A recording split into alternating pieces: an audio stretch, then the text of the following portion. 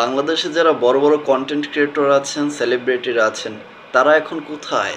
তারা তো দেখতেছি না মাঠ পর্যায়ে কথা বলে।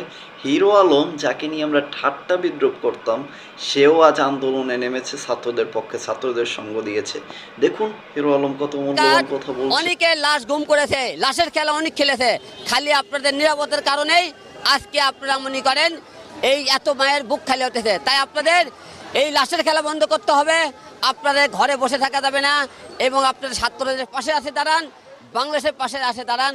আর কারণ সাধারণ খেটে খাওয়ার মানুষের পাশে দাঁড়ান। আজকে নিরাপত্তার কারণেই আজকে আমাদের দেশের অবস্থা। তাই আমরা ছাত্রদের পাশে আছি, জনসাধারণের পাশে আছি। আমরা শুরু থেকেই ছিলাম, হয়তো আপনারা মাঠে কম দেখেছেন, আমাদের ফেসবুকে, ইউটিউবে, লাইভে বিভিন্ন জায়গায় আমরা কথা বলেছি, গানে গানে প্রতিবাদ করেছি, মানুষের পাশে ছিলাম। হয়তো প্রকাশ্যে আপনারা খুব কম দেখেছেন। সরকারের পক্ষে কি মেনেছে? একটা দাবি মেনে গেছে, দাবি দিতেছে 9টা।